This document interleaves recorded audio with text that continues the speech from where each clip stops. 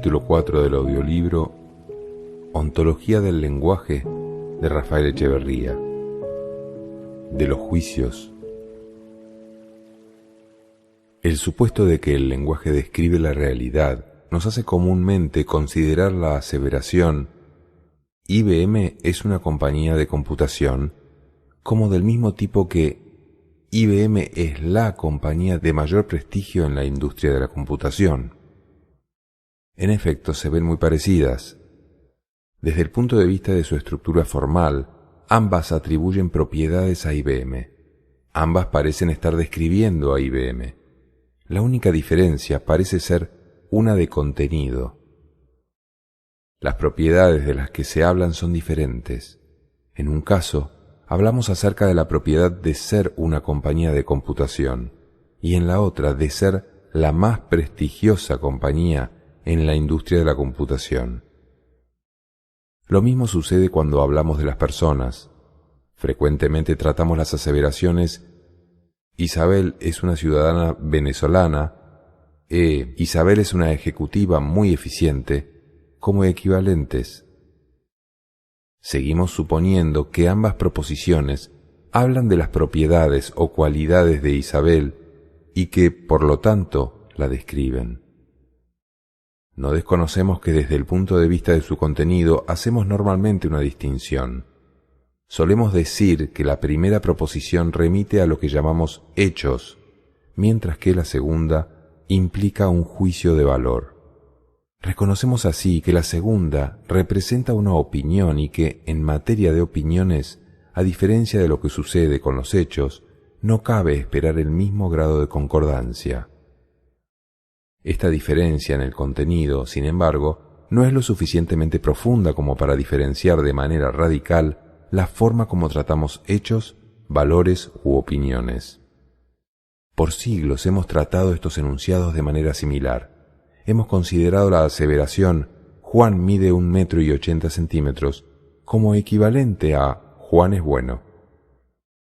Por lo tanto, hemos investigado qué es bueno o qué es justo, sabio, bello, verdadero, etc. De la misma forma en que podríamos investigar qué significa medir 1,80 m y por lo tanto, suponiendo que cuando hablamos de valores, estamos haciendo referencia a una medida objetiva, independiente de quien habla. Muchas de nuestras concepciones acerca del bien y el mal, acerca de la justicia, sabiduría, belleza y verdad, etc., están basadas precisamente en el supuesto de que podemos tratarlas en forma objetiva, con independencia del observador que hace la aseveración.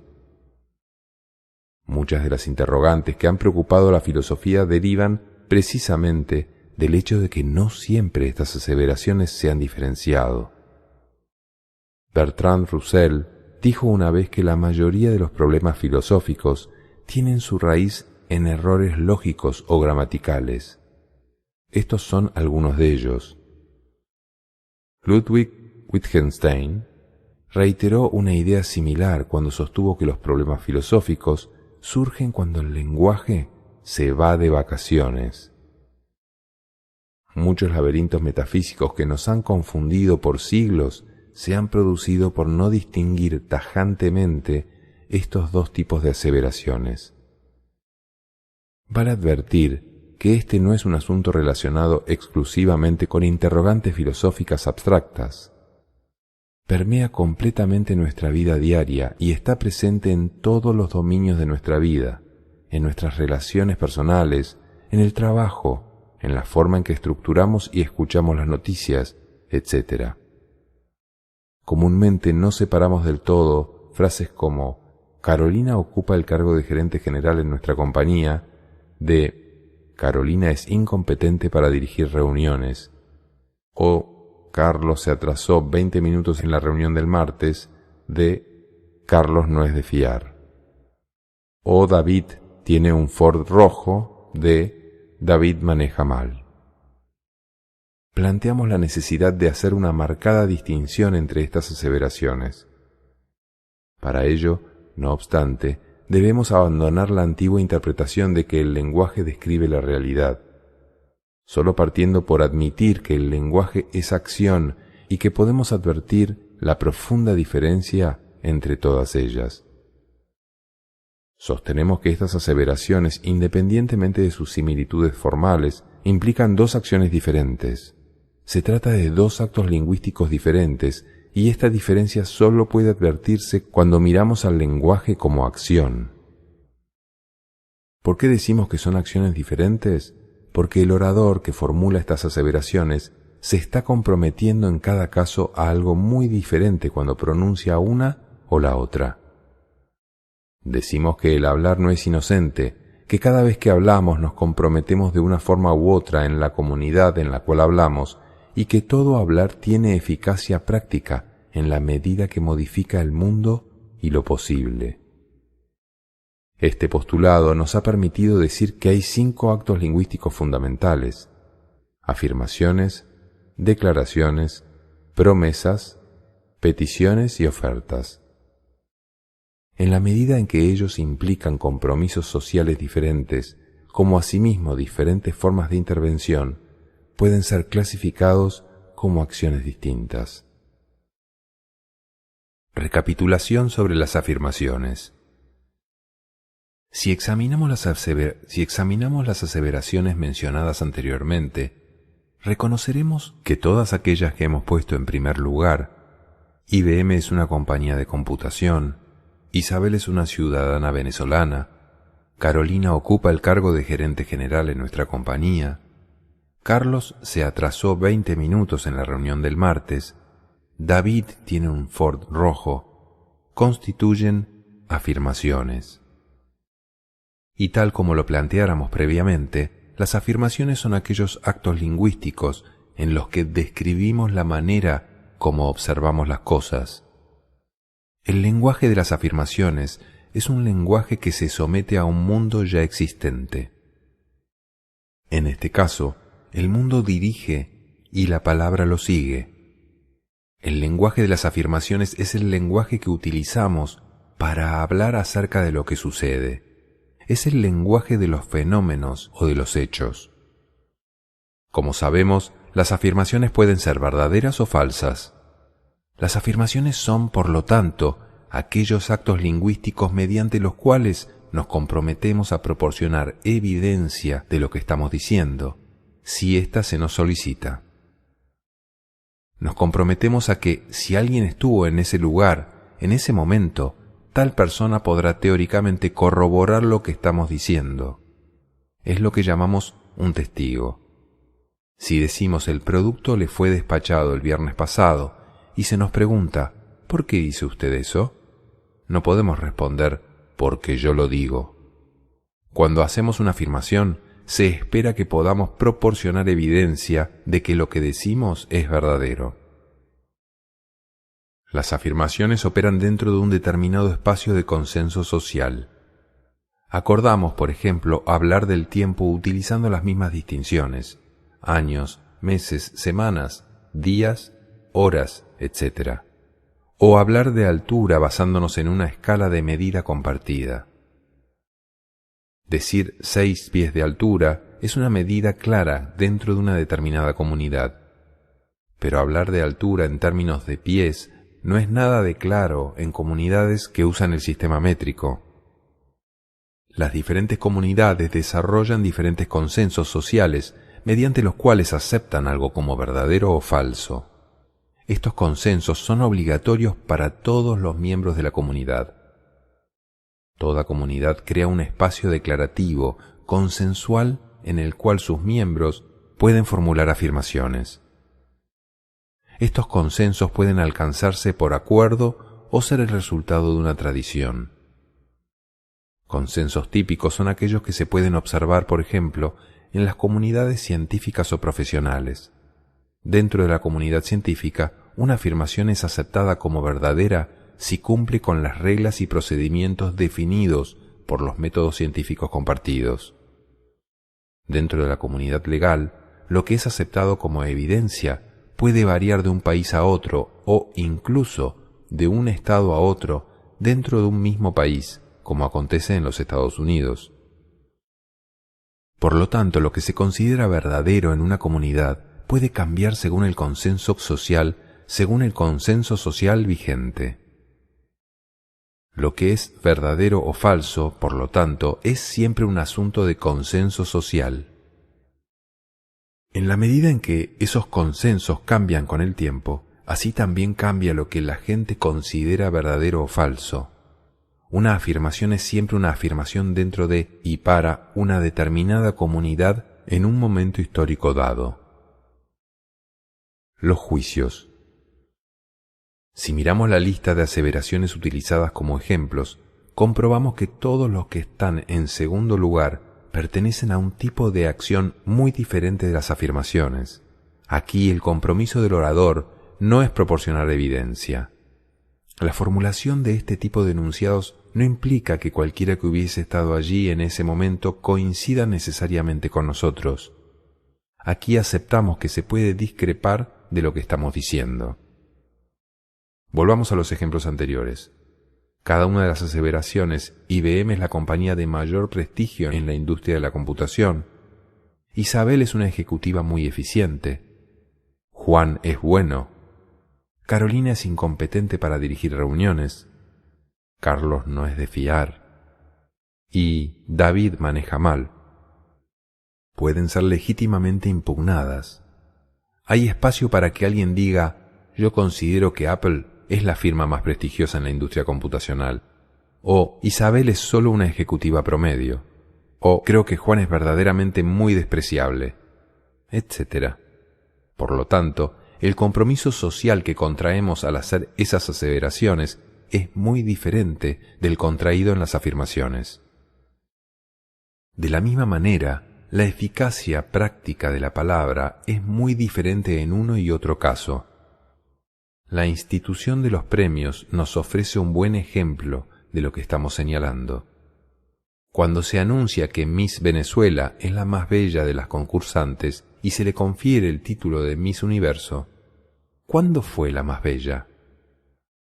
¿Lo fue cuando se la pronunció como tal nombrándola Miss Universo? ¿O lo era antes de que este juicio fuera emitido? Debemos reconocer que desde el punto de vista de las propiedades físicas de las concursantes, no hay mayores cambios en ellas antes y después del pronunciamiento. Sin embargo, antes de que se emitiera este pronunciamiento, Miss Venezuela, siendo lo que era, no era la más bella de las concursantes. Solo llega a serlo cuando alguien emite el juicio de que lo es, y a raíz de este juicio el mundo cambia. Cambia para quienes aceptan el juicio emitido y, obviamente, cambia para Miss Venezuela. De allí en adelante su identidad, tanto para sí misma como para los demás, es otra. Lo que hemos visto en este ejemplo es exactamente lo mismo que pasa con todas aquellas aseveraciones que hemos colocado en segundo lugar. A estas segundas aseveraciones las llamamos juicios. Y los juicios pertenecen a la clase de actos lingüísticos básicos que hemos llamado declaraciones. Como sabemos, las declaraciones son muy diferentes de las afirmaciones. Ellas generan mundos nuevos. A diferencia de lo que sucede con las afirmaciones, cuando hacemos una declaración, las palabras guían y el mundo las sigue. Los juicios son como veredictos, tal como sucede con las declaraciones. Con ellos creamos una realidad nueva, una realidad que solo existe en el lenguaje. Si no tuviéramos lenguaje, la realidad creada por los juicios no existiría. Los juicios son otro ejemplo importante de la capacidad generativa del lenguaje. No describen algo que existiera ya antes de ser formulados. No apuntan hacia cualidades, propiedades, atributos, etc. de algún sujeto u objeto determinado. La realidad que generan reside totalmente en la interpretación que proveen. Ellos son enteramente lingüísticos. Cuando decimos, por ejemplo, esta reunión es aburrida, ¿dónde habita aburrido? Comparemos estos dos enunciados. Alejandra es perseverante y Alejandra tiene el pelo castaño. ¿podríamos decir que la perseverancia es algo que pertenece a Alejandra de la misma forma que le pertenece el pelo castaño? Lo que una afirmación dice acerca de alguien es diferente a lo que dice un juicio. El juicio siempre vive en la persona que lo formula. Si una comunidad ha otorgado autoridad a alguien para emitir un juicio, este puede ser considerado como un juicio válido para esa comunidad. Sin embargo, aun cuando suceda eso, aun si hemos otorgado autoridad a alguien, siempre podemos tener una opinión diferente. Podemos inclinarnos ante el juicio de esa persona. Podemos incluso decidir dejar a un lado nuestro propio juicio por razones prácticas. Pero de todos modos va a existir. Los juicios no nos atan como las afirmaciones. Siempre hay un lugar para la discrepancia. Los juicios son declaraciones, pero no toda declaración es necesariamente un juicio. Muchas declaraciones son formuladas exclusivamente en virtud de la autoridad que conferimos a otros, o a nosotros mismos, para hacerlas. Aun cuando la gente nos explique por qué hizo tales declaraciones, y aun cuando ciertas etapas esperadas las precedan, lo que las hace válidas no son las razones esgrimidas ni los procedimientos existentes. Más bien, lo que las hace válidas es la autoridad que se ha conferido a quien las hace. En muchos casos, cuando se nos pregunta ¿por qué hemos hecho tales o cuales declaraciones?, podríamos decir sencillamente porque sí o porque tengo el poder para hacerlas. Podemos dar distintos ejemplos de esta clase de declaraciones. Cuando un ejecutivo contrata a alguien en su empresa, cuando decide rediseñar un producto, cuando el juez dicta sentencia, cuando un árbitro cobra una infracción, etc. En todos estos casos, lo que importa es el poder que se tiene para hacerlas. En última instancia, ellos hacen estas declaraciones porque tienen el poder para ello y lo ejercen. En los Estados Unidos se cuenta una anécdota de un conocido árbitro de béisbol que ilustra este punto. Después del partido, el árbitro está tomándose una cerveza con unos amigos que elogian su desempeño. Uno de ellos dice: cada vez que hay balls y strikes, él los llama por su nombre. No, replica un segundo, si hay balls y strikes, él solo los llama de acuerdo a cómo los ve. El árbitro reacciona diciendo: los dos están equivocados. Distinguimos balls de strikes, pero ellos no existen hasta que yo los nombro. Esta anécdota ilustra que, en el caso de las declaraciones, ellas no existen hasta que se las formula. Tal como lo reconociéramos previamente, cuando hacemos una declaración nos comprometemos a su validez. Esto significa que sostenemos tener la autoridad para hacer esta declaración. Las declaraciones, como sabemos, pueden ser válidas o inválidas, de acuerdo al poder que tenga la persona para hacerlas. Cuando declaramos algo, nos estamos comprometiendo, implícitamente, a tener la autoridad para hacerlo. El compromiso social que involucra una declaración es, por lo tanto, muy diferente del que involucra una afirmación. Esto es precisamente lo que las distingue como actos lingüísticos diferentes. Los juicios, como hemos dicho, son un tipo particular de declaración. Como en las declaraciones, su eficacia social reside en la autoridad que tengamos para hacerlos. Esta autoridad se muestra más claramente cuando ha sido otorgada formalmente a alguien, como sucede con un juez, un árbitro, un profesor, un gerente, etc. Muy a menudo, sin embargo, se otorga esta autoridad sin mediar un acto formal. Los niños lo hacen con sus padres. No existe un acto formal mediante el cual ellos les otorguen la autoridad que éstos ejercen sobre ellos. La gente, sin embargo, está continuamente emitiendo juicios, aun cuando no se les haya otorgado autoridad. Cuando comunican sus opiniones a otros, los que las escuchan siempre pueden descartarlas, basándose en el hecho de que no han otorgado la autoridad para aceptar esos juicios como válidos. Si yo voy caminando por la calle y alguien se me acerca y me dice: «No me gusta la forma en que usted camina», yo probablemente responderé: «No se meta en lo que no le importa». lo que equivale a decir no le he dado autoridad para emitir ese juicio. Sin embargo, si estoy en el ejército y un oficial superior se me acerca y me dice lo mismo, o si ello sucediera al interior de una clase de ballet, mi respuesta probablemente va a ser muy distinta. En este caso, queda claro que he dado autoridad a un oficial de rango superior o al profesor de ballet para hacer esa clase de observaciones. Por lo tanto, los juicios, como sucede con cualquier declaración, pueden ser válidos o inválidos, dependiendo de la autoridad que tenga la persona para hacerlos.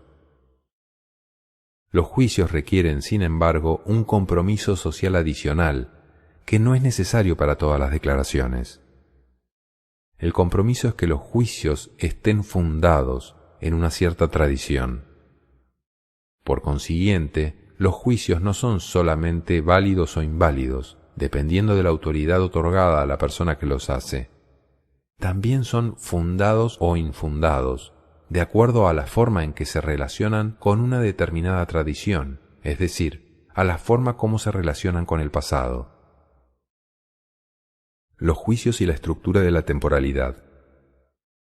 Para entender qué son los juicios fundados e infundados, debemos primero indagar en el fenómeno del juicio y examinar cómo éste se relaciona con el tiempo humano.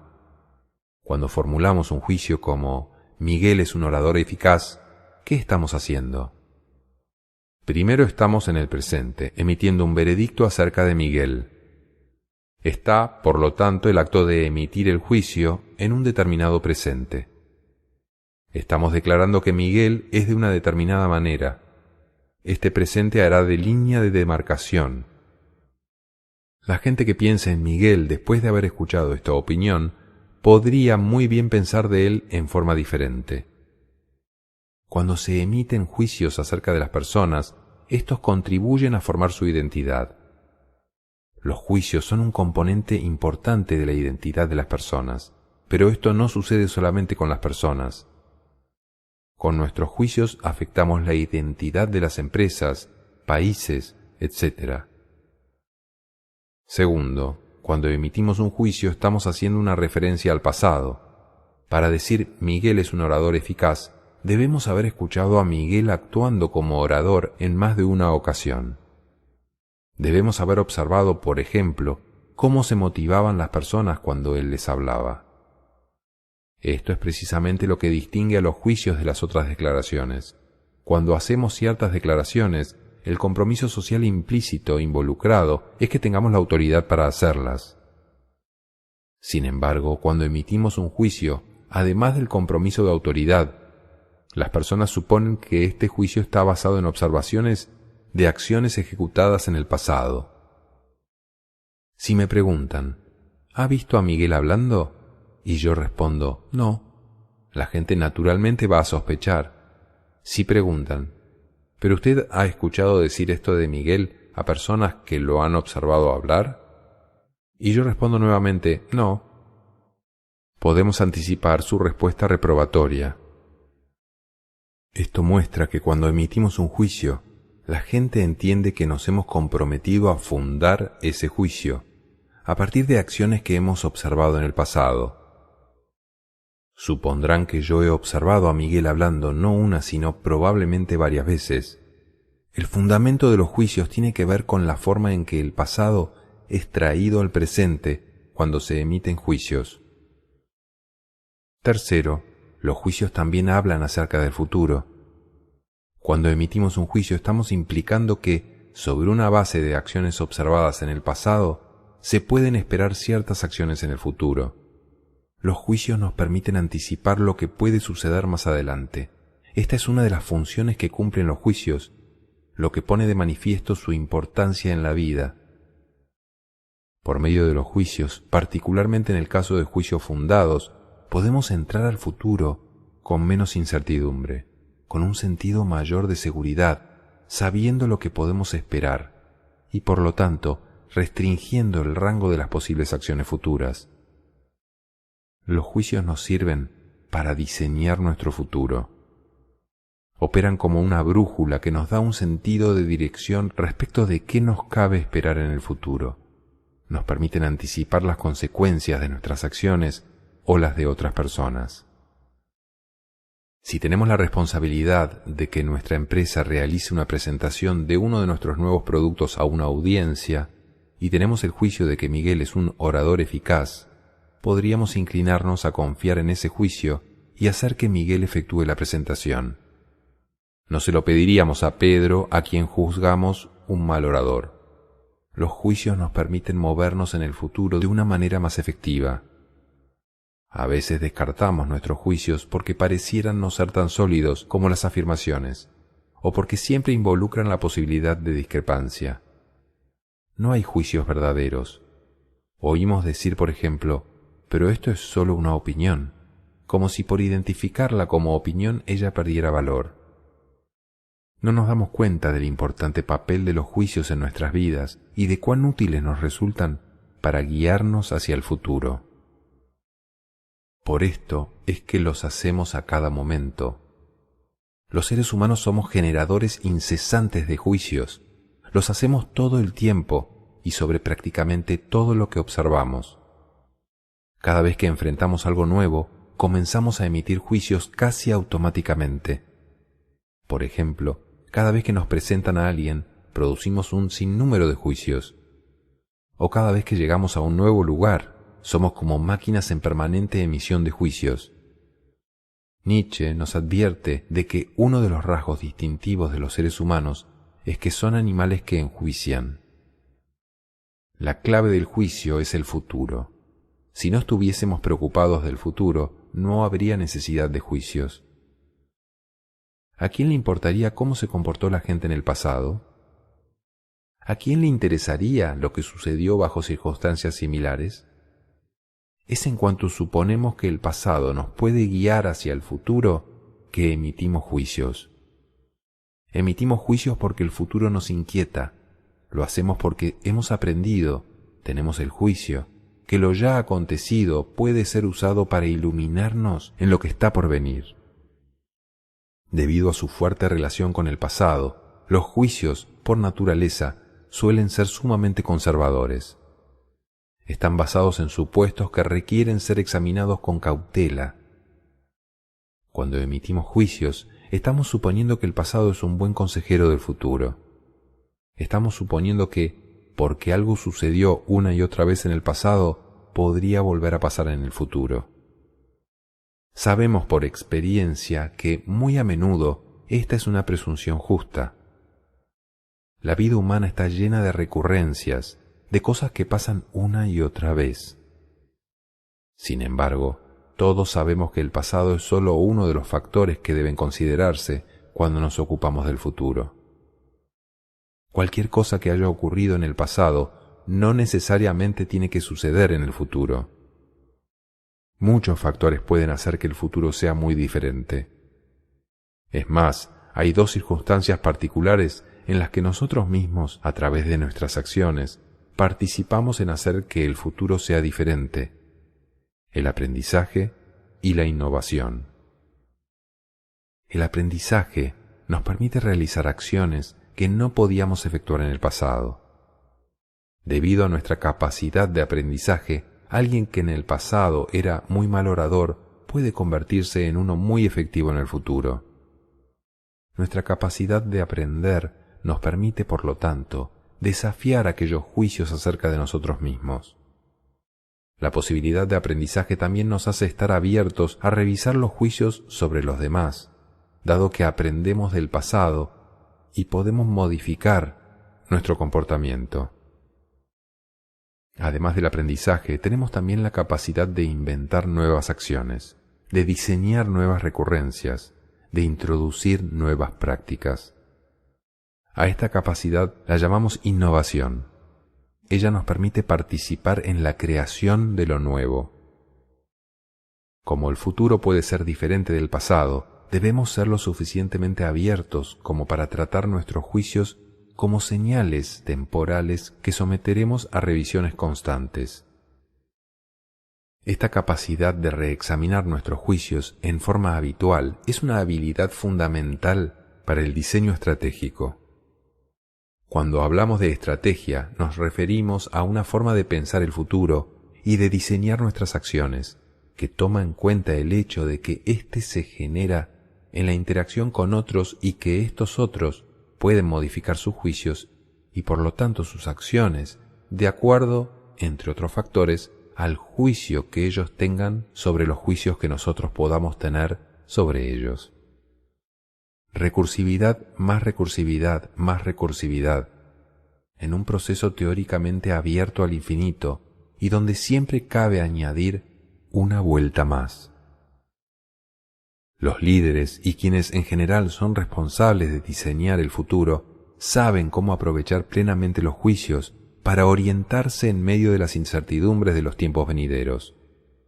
Al mismo tiempo, deben evitar convertirse en prisioneros de sus juicios o del pasado que esos juicios traen consigo. Deben aceptar que se pueden producir nuevas situaciones. Es valioso comprender cómo los juicios conectan el pasado, el presente y el futuro, lo que llamamos estructura de la temporalidad. Las afirmaciones, por ejemplo, no suelen tener la capacidad de llevar el pasado hacia el futuro. A pesar de que, como enunciados, las afirmaciones pueden parecer más fuertes, son menos flexibles en términos de moverse a través de la estructura de la temporalidad. Cuando decimos, Carlos se atrasó 20 minutos en la reunión del martes, no tenemos conocimiento alguno sobre cómo se comportará en futuras reuniones. Sin embargo, cuando decimos, Carlos no es de fiar, decimos algo acerca de lo que se puede o no esperar de él en el futuro. Aquí encontramos un área interesante de intersección entre afirmaciones y juicios. Decir Carlos se atrasó 20 minutos en la reunión del martes es una afirmación. Decir Carlos no es de fiar es un juicio. Decir Carlos se atrasará 20 minutos en la reunión del próximo martes es nuevamente una afirmación. Se trata, sí, de una afirmación de las que hemos llamado indecisas, dado que no podremos corroborarla hasta el martes. Sostenemos que esta última es una afirmación y no una declaración, porque se trata de una situación en la que la palabra debe adecuarse al mundo y no a la inversa. Este es el criterio que hemos escogido para hacer la demarcación entre afirmaciones y declaraciones. Sin embargo, cuando hacemos afirmaciones indecisas, cabe también, como sucede con juicios, preguntarnos por el fundamento que nos lleva a hacerlas. Toda predicción es una afirmación, pero también con respecto a ellas podemos utilizar el pasado para anticipar el futuro. Ello obviamente no niega el hecho de que se puedan hacer predicciones sin fundamento en el pasado. Las predicciones de las adivinas o las profecías religiosas se suelen realizar sin involucrar fundamento. Una de las consecuencias de no hacer la diferencia entre afirmaciones y juicios es que ello nos llevaría a tratar los juicios como si fueran afirmaciones. Cuando hacemos esto, restringimos nuestras posibilidades de acción y no aprovechamos lo que los juicios proveen. Tomemos un ejemplo.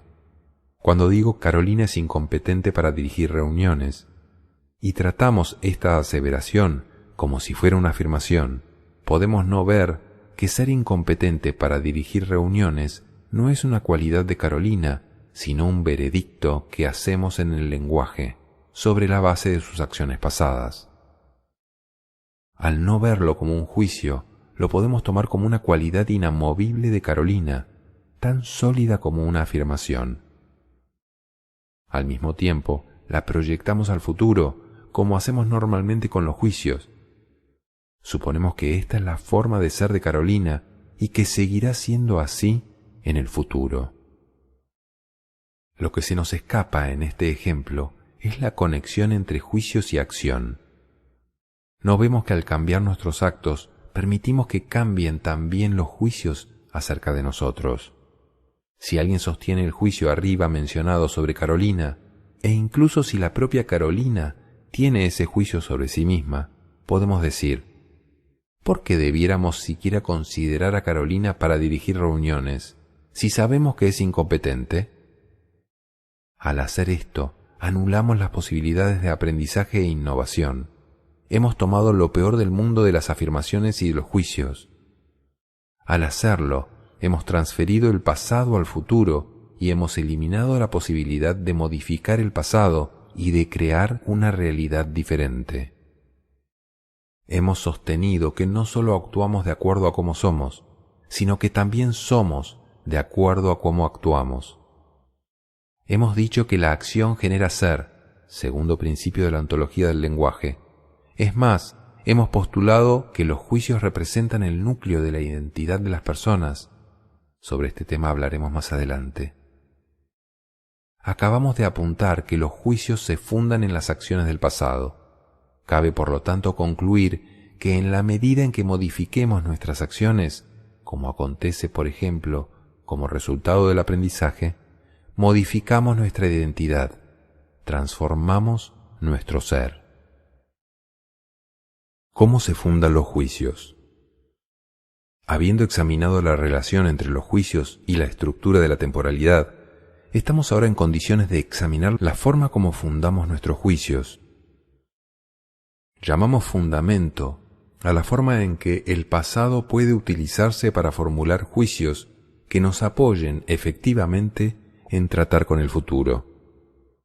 Los fundamentos, por lo tanto, conectan las tres instancias de la estructura de la temporalidad: pasado, presente y futuro. Hemos dicho que el futuro es la clave de los juicios. Formulamos juicios a causa de nuestra preocupación por el futuro. Comenzaremos, por lo tanto, a examinar los efectos del futuro sobre los fundamentos de nuestros juicios. Dividimos el proceso en fundar un juicio en 5 condiciones básicas. Primero, siempre emitimos un juicio por o para algo. Siempre visualizamos un futuro en el cual nuestro juicio abrirá o cerrará posibilidades. Según el juicio que formulemos, algunas acciones van a ser posibles, otras no. Cuando hacemos juicios de comportamiento, como cuando decimos Carlos no es de fiar o Isabel es una ejecutiva muy eficiente, lo hacemos por una acción que anticipamos en el futuro. Esta acción le da sentido al juicio. El por o para algo es una dimensión esencial de los juicios. Si decimos, por ejemplo, David maneja mal, el juicio será muy diferente si la acción que nos estamos imaginando son las 400 millas de Indianápolis o el reparto de pizza dominó.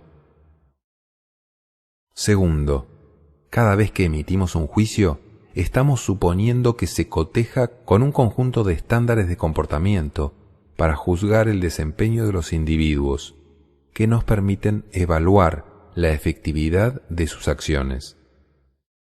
Una persona puede decir, Bárbara es una lectora veloz, y otra que es una lectora lenta, no solo porque sus observaciones de Bárbara sean distintas, sino también porque los estándares con los que emiten los juicios son diferentes. Sin embargo, no solamente evaluamos las acciones y el comportamiento de las personas, también juzgamos su apariencia, juzgamos los días de la semana, la altura de las montañas, etc. Estos no son juicios de comportamiento. Podemos decir, por ejemplo, Nicolás es delgado. El lunes hizo un lindo día. Nos encontramos frente a unas montañas enormes. Todos estos son juicios.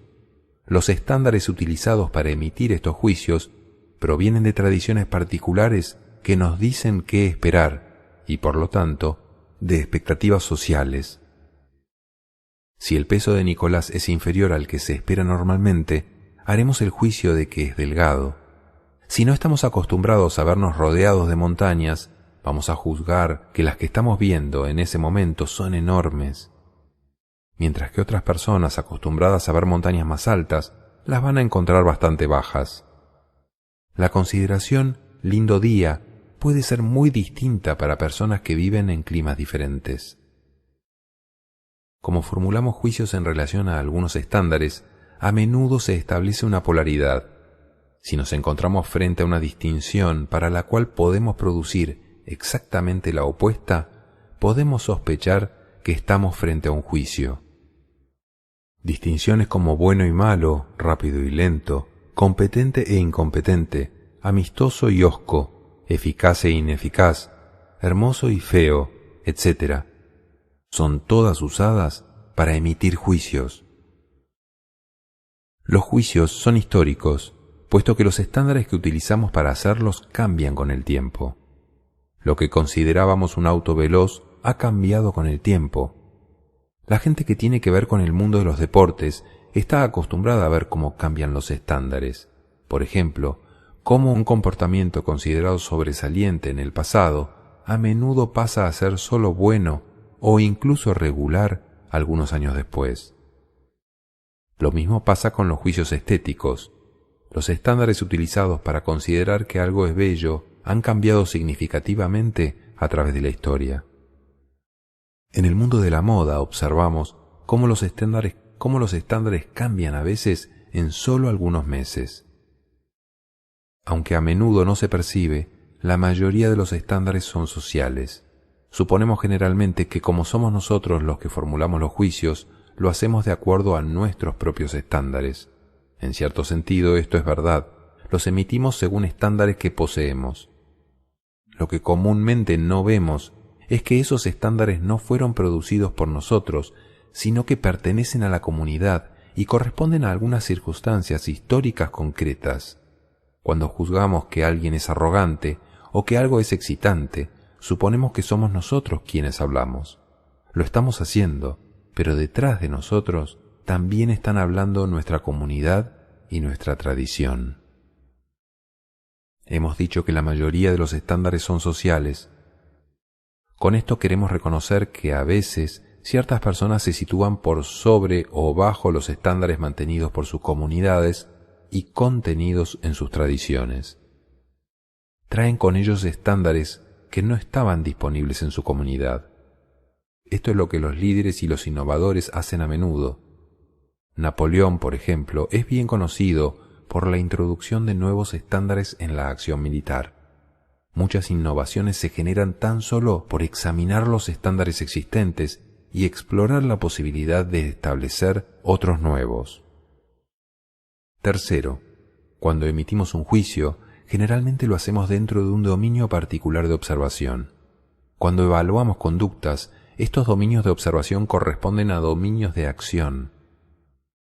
Cuando no evaluamos comportamiento, tal como esta es una oferta poderosa o esta es la pintura más bella de la exhibición, hablamos solo de dominios de observación. Hablamos de dominios cuando podemos identificar áreas estables de intereses en las cuales especificamos la posibilidad de quiebres recurrentes. La distinción de dominio no apunta, por lo tanto, hacia una entidad existente. No vemos dominios alrededor nuestro. Son consensos o convenciones sociales que adoptamos porque estimamos que nos ayudan a actuar de manera más efectiva. Esto nos permite hablar de dominios como conducir vehículos, dirigir reuniones, la familia, el trabajo, etc. Cuando emitimos un juicio, lo que normalmente hacemos es dictar un veredicto basado en ciertas observaciones. Este juicio está limitado al dominio particular en el cual se hicieron las observaciones. Ellas determinan que el juicio sea más o menos fundado, pero siempre limitado al dominio particular de observación. Si, por ejemplo, alguien rompe sistemáticamente sus promesas de devolvernos el dinero que le hemos prestado, tendremos una buena razón para decir que esa persona no es confiable en el dominio del dinero. Sin embargo, a menudo extendemos nuestros juicios más allá de nuestro dominio de observación. A partir del juicio de que alguien no es de fiar en asuntos de dinero, podemos llegar a suponer que esa persona es poco confiable en relación a sus responsabilidades laborales o de familia. El juicio generalizado carece de fundamento, aun cuando el juicio en el dominio del dinero esté muy bien fundado. Por lo tanto, un factor importante que tener en cuenta al fundar nuestros juicios es el de confinarlos estrictamente al dominio de observación desde el cual se han emitido. Cuarto, se logra fundar los juicios al proveer afirmaciones en relación a lo que estamos juzgando. Cuando disponemos de afirmaciones que nos permiten medir respecto de algún estándar en un dominio particular de observación, podemos generar un juicio. Las afirmaciones, por lo tanto, juegan un importante papel en el proceso de fundar nuestros juicios. Si no somos capaces de proporcionar afirmaciones, no podemos fundar nuestros juicios. Cuando se nos pregunta por qué decimos Isabel es una ejecutiva eficiente y respondemos bueno, porque ella tiene un fuerte sentido del liderazgo y ha producido cambios muy positivos en la empresa, lo que hemos hecho hasta ahí es cambiar un juicio por otros. No hemos fundado aún el primero. Por el contrario, si nos preguntan por qué decimos Catalina es muy competente para dirigir reuniones y respondemos en las últimas 5 reuniones que ella ha dirigido, todos los puntos del temario fueron abordados, como muestran los informes de la reunión. Esto nunca había sucedido en el pasado. O, desde que ella está a cargo de la dirección de estas reuniones, su departamento ha estado ocupando menos tiempo en reuniones y obteniendo menos reclamos de sus clientes. O, Roberto, Tina y Pablo, quienes también participan en esas reuniones, me han informado que todos desean que Catalina continúe dirigiéndolos. Tal vez queramos saber más acerca de esas reuniones antes de respaldar el juicio inicial, pero debemos reconocer que se escucha de manera diferente cuando introducimos afirmaciones para fundar nuestros juicios que cuando agregamos nuevos juicios sobre ellos. Al introducir afirmaciones, generamos confianza en ese juicio. Ello es un factor importante en la competencia de fundar juicios. Dependiendo del juicio que formulemos, se necesitarán más o menos afirmaciones para fundarlos. Si decimos Pamela es delgada y agregamos pesa 15 kilos menos del peso promedio para su talla y edad, esa afirmación debería bastar para fundar el juicio. Sin embargo, cuando fundamos juicios de comportamiento, apuntar a una sola instancia y depender de una sola afirmación podría ser insuficiente. Si digo, no se puede confiar en la puntualidad de Alberto para llegar a sus citas, y al preguntárseme por qué, respondo, la última vez que nos reunimos se retrasó 15 minutos, algunos podrían pensar que esto no es suficiente como para tomar mi juicio muy en serio. Quinto, la cantidad de afirmaciones que somos capaces de proveer para fundar un juicio no garantiza que lo consideremos bien fundado. Podría ocurrir que generemos una cantidad aún mayor de afirmaciones al intentar fundar el juicio opuesto. Por esa razón, finalmente recomendamos revisar los fundamentos del juicio contrario al fundar un determinado juicio.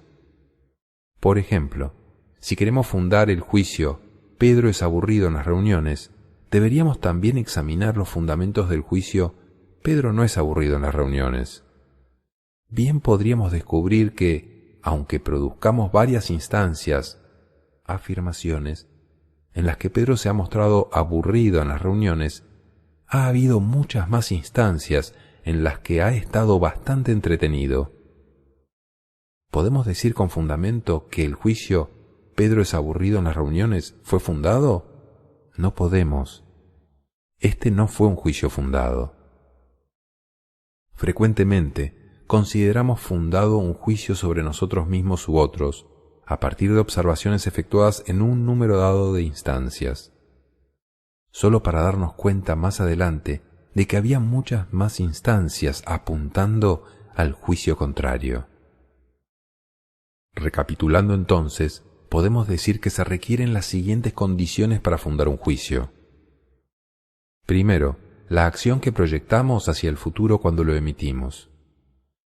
Segundo, los estándares sostenidos en relación a la acción futura proyectada. Tercero, el dominio de observación dentro del cual se emite el juicio. Cuarto, las afirmaciones que proporcionamos respecto de los estándares sostenidos. Y finalmente, quinto, el hecho de que no encontramos fundamento suficiente para sustentar el juicio contrario. A los juicios que no satisfacen estas 5 condiciones, los llamamos juicios infundados. Lo que hace a los juicios diferentes de las afirmaciones es que lo que los hace ser acciones diferentes son los compromisos sociales que ambos implican. Cuando hacemos una afirmación, nos comprometemos a proporcionar evidencia. Esto significa que si alguien trae un testigo, esta persona coincidirá con lo que decimos. Cuando emitimos un juicio, nos comprometemos primero a tener la autoridad que nos permita emitir ese juicio y segundo, proporcionar fundamentos para ese juicio. La doble cara de los juicios. Toda acción revela el tipo de ser que la ejecuta. Es lo que el segundo principio de la ontología del lenguaje reconoce cuando comienza destacando que actuamos de acuerdo a cómo somos. Mientras esto no nos lleve a cerrar la posibilidad de la transformación de ser, del proceso del devenir, es importante asentar esta primera relación entre acción y ser. Por lo tanto, cada vez que decimos algo, en la medida que hablar es actuar, de alguna forma revelamos quiénes somos. Incluso cuando procuramos engañar a los demás con respecto a cómo somos, en la medida en que el esfuerzo de engañar se manifieste, revelamos el tipo de persona que somos y qué nos lleva a procurar engañar a los demás con respecto a quienes somos. Esta capacidad del lenguaje de revelar el ser de quien habla, de por sí válida para toda acción lingüística, es particularmente característica cuando examinamos a los juicios.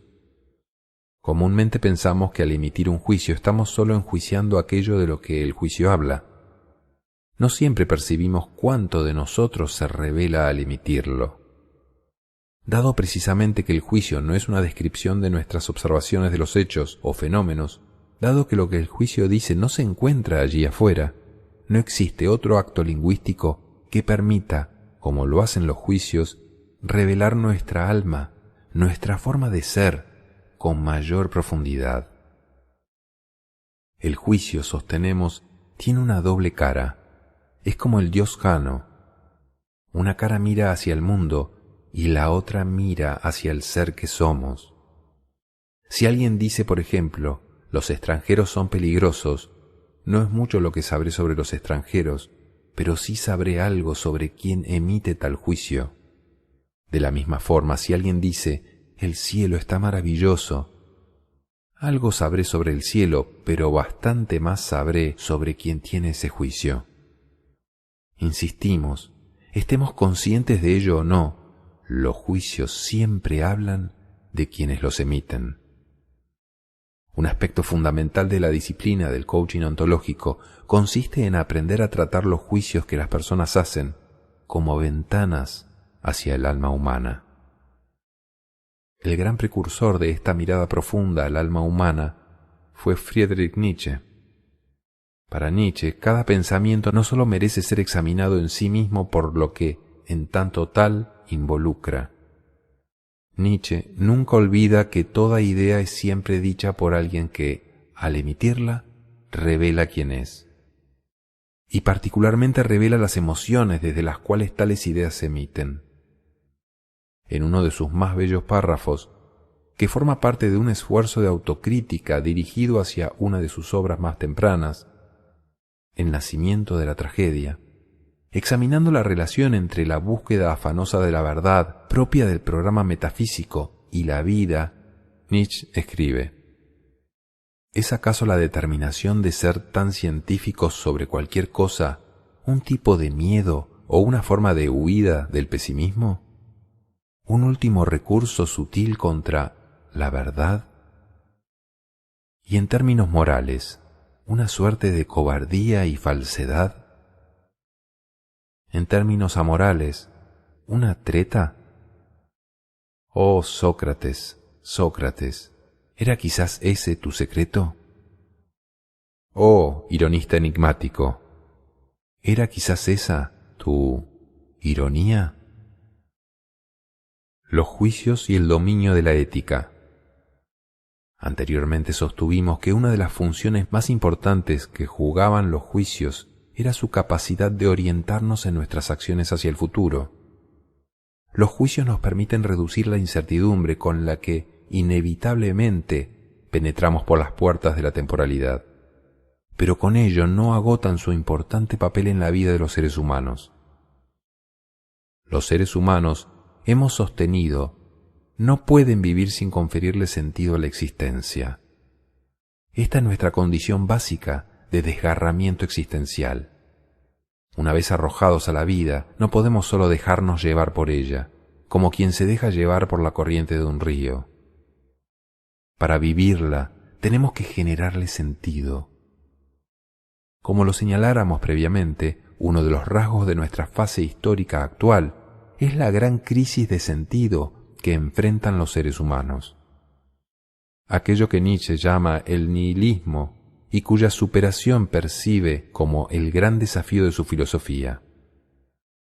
Pues bien, definimos a la ética como un terreno en el cual tomamos posición sobre el sentido de la vida y donde generamos, en el decir de Ludwig Wittgenstein, aquello que hace que la vida merezca vivirse, o de la manera correcta de vivir. La ética aparece, por lo tanto, relacionada con el mundo de los valores, con lo que tiene valor en la vida, como asimismo con la distinción que hagamos sobre el bien y el mal, y la forma como concibamos lo que significa el bien vivir, aquella manera correcta de vivir, o el vivir con sentido. El mundo de los valores, que en nuestra definición corresponde al dominio de la ética, es uno de los temas principales de preocupación de Nietzsche y que éste identifica con la esfera de la moral. Para Nietzsche, los seres humanos son seres morales por excelencia, seres que no pueden prescindir del imperativo de conferir sentido a sus vidas y, por lo tanto, de conferirles valor. Para Nietzsche, la existencia humana representa un desafío moral permanente, un desafío por definir aquello a lo que se le confiere o no se le confiere valor, y en consecuencia, aquello que sea o no capaz de conferirle sentido a la vida. Pues bien, es en el terreno de los juicios en el que los seres humanos libran la batalla del sentido de la vida. Es a nivel de los juicios donde se define el sentido o sinsentido de la existencia. De allí que Nietzsche nos advierta que sin evaluaciones y, por lo tanto, sin la capacidad de emitir juicios, el núcleo de la existencia estaría vacío. Los juicios proporcionan a los seres humanos no solo ciertos parámetros básicos a través de los cuales transcurrirá la existencia, definiendo lo que es justo, bello, verdadero, bueno, etc., como todos sus contrarios. Ellos brindan también la dirección desde la cual los individuos se transforman a sí mismos y se introducen en el futuro. Desde esta perspectiva, es difícil encontrar algo que posea el grado de importancia que alcanzan los juicios en la vida de los seres humanos. Los juicios representan el núcleo fundamental de la existencia humana. Ellos comprometen la vida misma. Las afirmaciones, con todas sus pretensiones de ser capaces de tocar lo verdadero, solo logran servir a los juicios, particularmente a aquellos que nos constituyen como los seres humanos que somos y desde los cuales sustentamos nuestra vida. Es interesante notar que el tema de las virtudes y vicios, que fuese durante mucho tiempo la manera predominante para abordar la preocupación por el bien vivir, descansa por entero en la temática de los juicios. Cuando hablamos de virtudes, se trata de aquellos juicios que, dentro de una particular comunidad, se seleccionan como los que aseguran la mejor convivencia entre sus miembros, asimismo como los ideales morales asociados a los seres humanos. Con los vicios, en cambio, se tipifica lo contrario, una clase de acciones que contravienen la adecuada convivencia social y que se asocian con la degradación de la vida. Juicios y formas de ser. De lo arriba señalado surgen algunos aspectos relacionados con los juicios que tienen un impacto directo en la vida personal de cada uno y particularmente en nuestras formas de ser. Nos referimos de manera especial a 3 dimensiones particulares que abordaremos a continuación. La primera de ellas se refiere a aquellas personas que se caracterizan por vivir de juicios ajenos y que por lo tanto no se constituyen como centro generador de los juicios que rigen su propia existencia.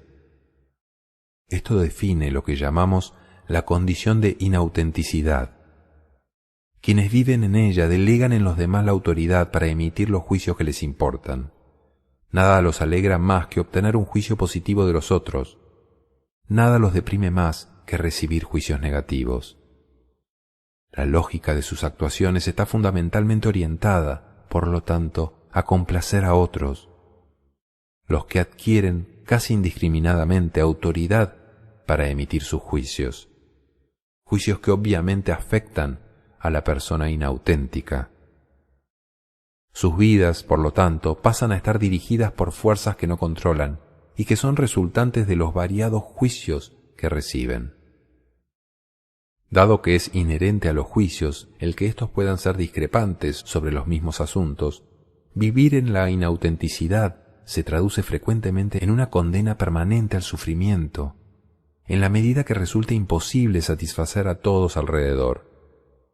Basta un solo juicio negativo para afectar la estabilidad emocional de la persona inauténtica.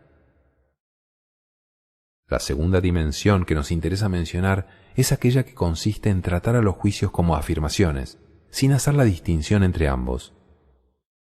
Para quienes operan así, las consecuencias suelen ser la rigidez, la intolerancia y el cierre de múltiples posibilidades de aprendizaje. Para estos, los juicios no representan la posibilidad de puntos de vista discrepantes e incluso de mayor diversidad y de enriquecimiento. Un juicio diferente es tratado como error, como falsedad. El legítimo espacio de la discrepancia se transforma en un espacio potencial de confrontación. En la medida en que considero mis juicios como verdaderos y los ajenos como falsos, relego los demás a la esfera del mal o incluso de lo diabólico. Hemos creado el terreno para el fundamentalismo y la intolerancia. Al tratar a los juicios como afirmaciones, también cierro espacio para la transformación. Tiendo a tratar los juicios como rasgos permanentes, clausuro las posibilidades de aprendizaje y, por lo tanto, restrinjo la plasticidad de la vida. Se vive dentro de lo que llamamos la actitud metafísica con respecto a la existencia.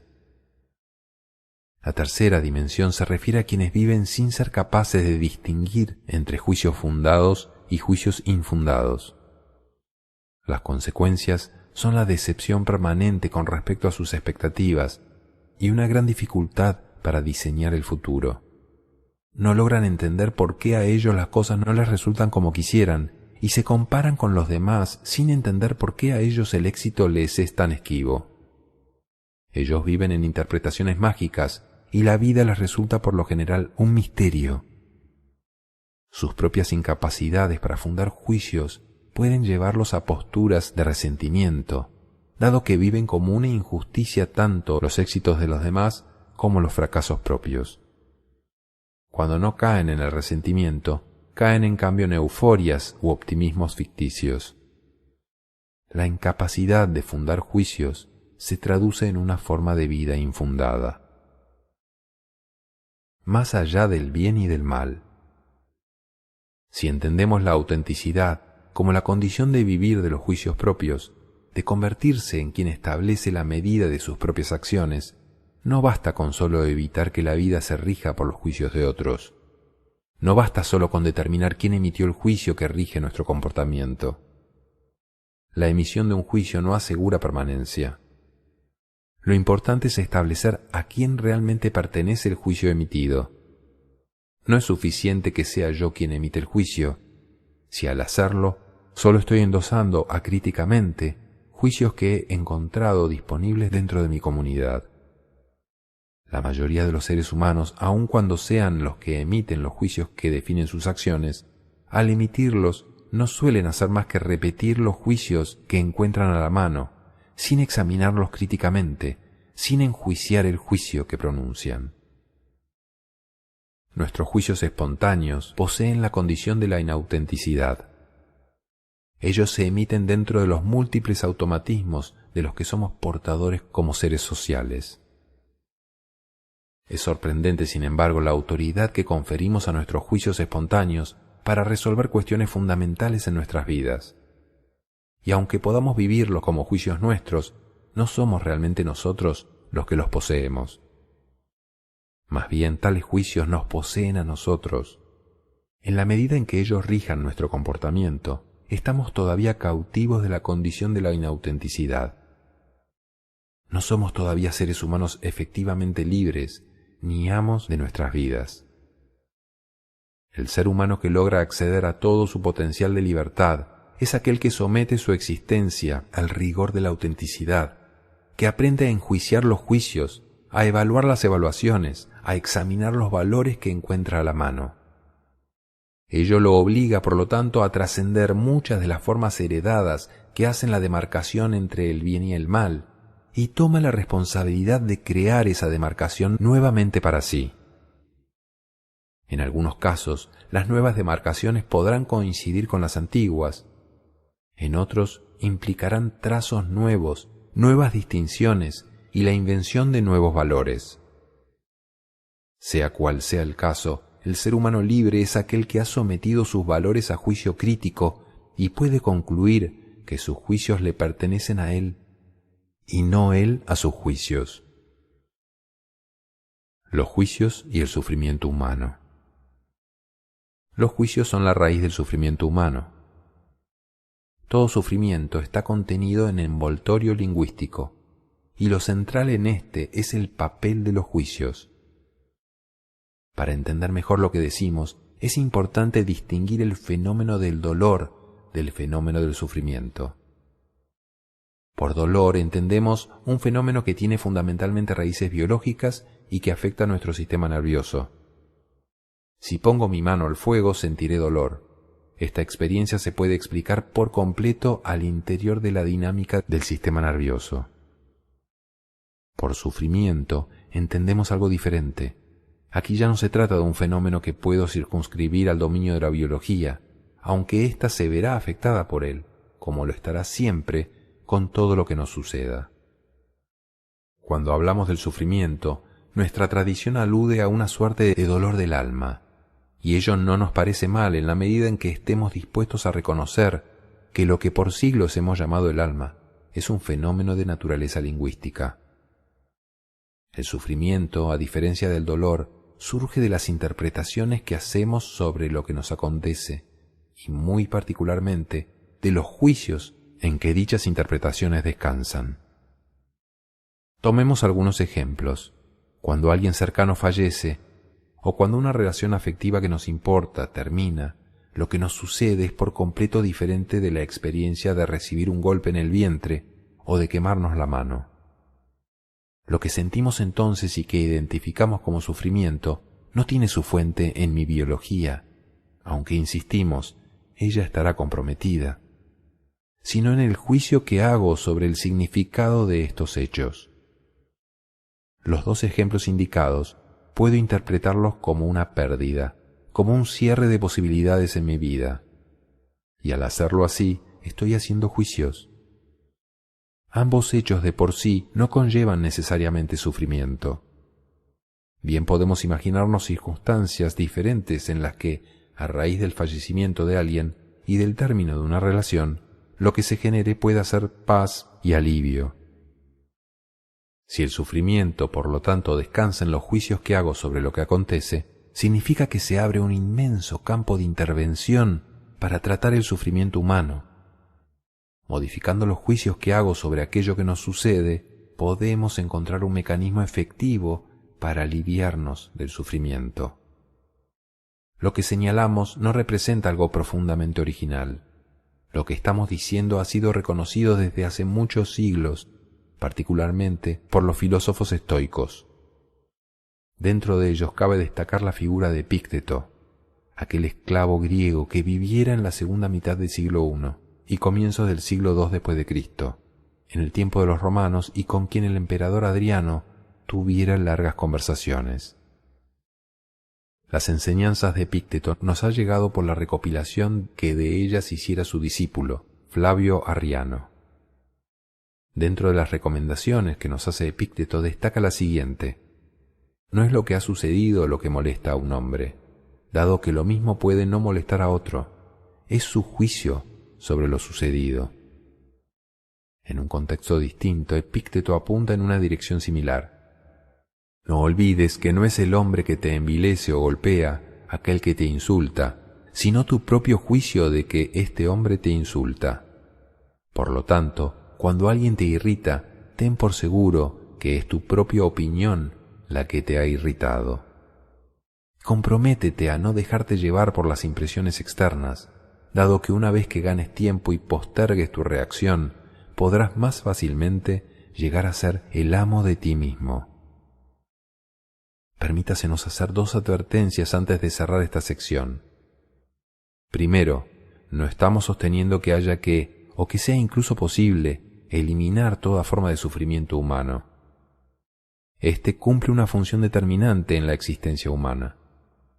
Pero también es cierto que no toda forma de sufrimiento tiene un papel positivo en la vida, y hay mucho sufrimiento que más valdría erradicar. Segundo, al insistir en el carácter lingüístico del sufrimiento humano, no queremos implicar que no haya que prestar atención a los otros dominios primarios de la existencia humana, que no son lingüísticos, el corporal y el emocional. Ambos están comprometidos de manera significativa. Mal podemos negar la dimensión emocional del sufrimiento, como no podríamos desconocer el hecho de que los juicios que podamos hacer sobre lo que acontece pueden estar condicionados por factores biológicos. Pero en la medida en que aceptemos que los juicios representan el sustrato de toda forma de sufrimiento, le conferimos obligadamente prioridad al dominio del lenguaje. Una cuestión de confianza.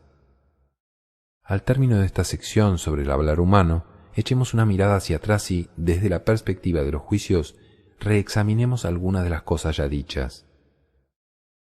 Al hablar de los diferentes actos lingüísticos, sostuvimos que una forma de diferenciarlos era examinando los diferentes compromisos sociales que establecíamos al ejecutar cada uno de ellos. Sostuvimos, por lo tanto, que al hacer una afirmación nos comprometemos a la veracidad y relevancia de lo que decimos. Que al hacer una declaración nos comprometemos a hacer nuestro comportamiento posterior consistente con lo declarado, como asimismo a la validez de aquello que declaramos.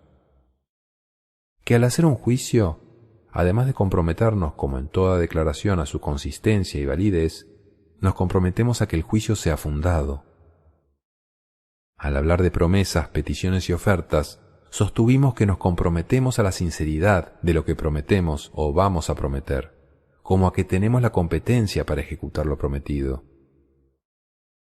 Pues bien, todas estas condiciones, todos estos compromisos involucrados en el hablar, involucran juicios que hacemos en cada uno de los casos. Al hablar de verdadero o falso, relevante o irrelevante, válido o no válido, consistente o inconsistente, fundado o infundado, sincero o insincero, competente o incompetente, estamos haciendo juicios sobre el orador o lo que éste dice. Estamos usando el lenguaje para enjuiciar el hablar. Pareciera que no tenemos cómo romper las cadenas del lenguaje. Solo podemos dar vueltas en su interior en número indeterminado de vueltas posibles.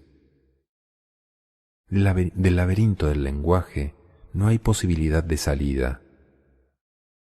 Todos estos juicios sientan las bases para un juicio que es viga maestra de toda forma de convivencia con otros. El juicio de la confianza.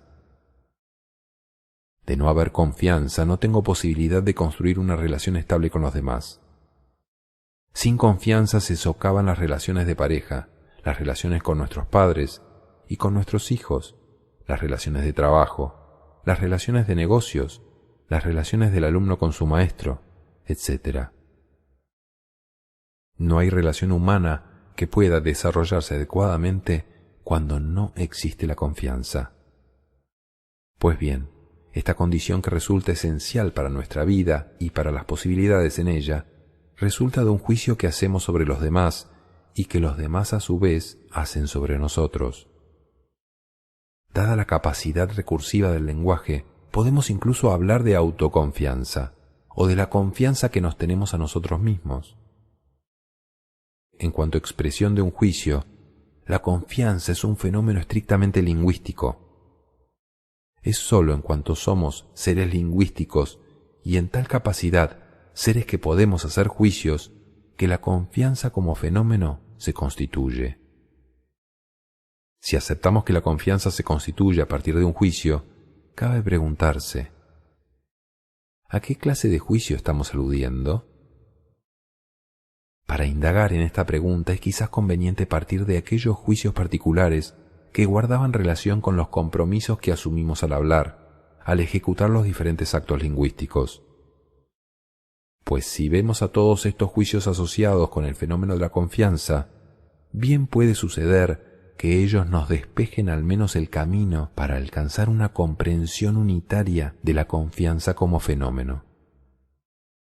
Volvamos a examinar brevemente, por lo tanto, los diferentes actos lingüísticos.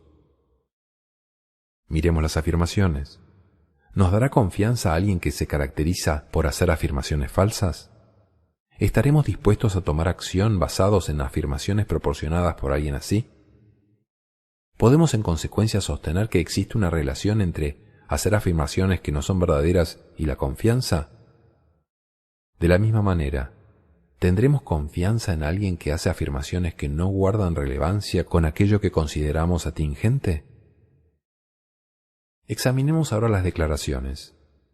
¿Nos dará confianza a alguien que se comporta de una forma que no es consistente con lo que declara? ¿O alguien que hace declaraciones en materias para las que no tiene autoridad? ¿Vemos alguna relación entre tales comportamientos y la confianza? Y en el caso particular de los juicios, ¿nos dará confianza a alguien que se caracteriza por no fundar sus juicios? Por ejemplo, ¿seguiremos su consejo? Pasemos ahora a racimo a actos lingüísticos que forman las promesas, las peticiones y las ofertas. ¿Podemos tener confianza en alguien que promete sin ser sincero, sin tener intenciones de cumplir aquello que prometió? ¿Estaremos dispuestos a descansar en tales promesas? ¿Y qué pasará en términos de la confianza si comprobamos que alguien promete hacer algo para lo que no es competente? ¿Nos pondremos en sus manos? Además de los dominios de la sinceridad y de la competencia, hay un tercer dominio en el que la confianza también se ve comprometida cuando hacemos promesas. Se trata del dominio que llamamos de la confiabilidad. Hablamos de confiabilidad en relación a la competencia general que alguien tiene, no de cumplir aquello que concretamente prometió, sino simplemente de cumplir sus promesas. Se trata de personas que pueden haber sido sinceras en el momento de hacer una promesa y que tienen la competencia como para hacer lo que prometieron. Sin embargo, dado que suele existir un tiempo entre el momento de hacer la promesa y el momento de cumplirla, la sinceridad no garantiza cumplimiento, y estas personas, por motivos muy diversos, resulta que tienen una historia de incumplimientos. ¿Tendremos confianza en alguien así? La confianza, por lo tanto, es un juicio que se ve comprometido en todos y cada uno de los actos lingüísticos que realizamos. Según nos desempeñemos en ellos, los demás tendrán más o menos confianza en nosotros. Según cómo se desempeñen los demás, tendremos más o menos confianza en ellos. Nuestra impecabilidad en el respeto a los compromisos involucrados en cada acto lingüístico es la base que nos permite construir la confianza que los demás tengan en nosotros. Pero, ¿podemos acaso decir que detrás del respeto a los diferentes compromisos que están involucrados en cada acto lingüístico hay un mismo fenómeno que se revela en estos compromisos particulares? En otras palabras, ¿son todos estos casos particulares de un mismo fenómeno general? Y de ser así, ¿cuál fenómeno es este? Nuestra respuesta es afirmativa. Consideramos, en efecto, que todos estos casos son sólo expresiones de un mismo fenómeno. El respeto por cada uno de estos compromisos particulares es expresión de algo global que entra en juego en cada uno de estos casos. Nos referimos al respeto por el otro, al respeto que en la convivencia social nos brindamos los unos a los otros en cuanto personas. Humberto Maturana llama a lo anterior amor. Nosotros preferimos el término respeto. Estamos, sin embargo, hablando de lo mismo. Hacia una ética fundada en el respeto. ¿Qué es el respeto? Es un fenómeno que, como sucede con varios juicios, podemos distinguir en dos dominios diferentes de la existencia humana: en el dominio del lenguaje y en el dominio emocional. Por ahora nos circunscribiremos a lo que guarda relación con el respeto como fenómeno del dominio del lenguaje. Como fenómeno lingüístico decimos que el respeto es el juicio de aceptación del otro como un ser diferente de mí, legítimo en su forma de ser y autónomo en su capacidad de actuar. Implica, por lo tanto, la aceptación de la diferencia, de la legitimidad y de la autonomía del otro en nuestra convivencia en común. Implica, por ende, la disposición a concederle al otro un espacio de plena y recíproca legitimidad para la prosecución de sus inquietudes. Cuando, a partir de las instancias particulares, ligadas a la ética de los distintos compromisos que resultan de los diferentes actos lingüísticos, logramos situarnos en el fenómeno unitario asociado con el respeto mutuo, comprobamos que la confianza no sólo se manifiesta como un juicio que realizamos con respecto a las acciones del hablar, sino también en toda forma de comportamiento en que entramos en relación con otros. La confianza, insistimos, se constituye como un juicio y es, por lo tanto, un fenómeno estrictamente lingüístico. Pero el juicio que constituye a la confianza puede hacerse tanto sobre las acciones lingüísticas como sobre cualquier otra acción humana. Veamos un ejemplo. Si voy caminando de noche por la calle y veo que alguien se me acerca en actitud que puedo calificar, en mi juicio, de sospechosa, puedo decir que esa persona no me da confianza y, a partir de ello, optar por cruzar a la vereda de enfrente, que está más iluminada y con gente. Esa persona que me pareció sospechosa no alcanzó a abrir su boca y yo ya había emitido mi juicio de desconfianza. No había hecho ninguna afirmación que yo pudiera considerar falsa, ninguna declaración que fuese no válida, ninguna promesa. Mi juicio de desconfianza se sustenta simplemente en la presunción de que tal persona podría no reconocerme como alguien que ocupa un espacio legítimo en la convivencia mutua y que podría en consecuencia violar mi integridad como persona. Esto nos lleva a un punto fundamental en la ontología del lenguaje. Se trata del reconocimiento de que la ontología del lenguaje se sustenta en una determinada ética de la convivencia, basada en el respeto mutuo. El respeto mutuo, como nos lo enseña Maturana, es no sólo precondición del propio lenguaje, sino de toda forma de convivencia social, desde la cual el mismo lenguaje emerge.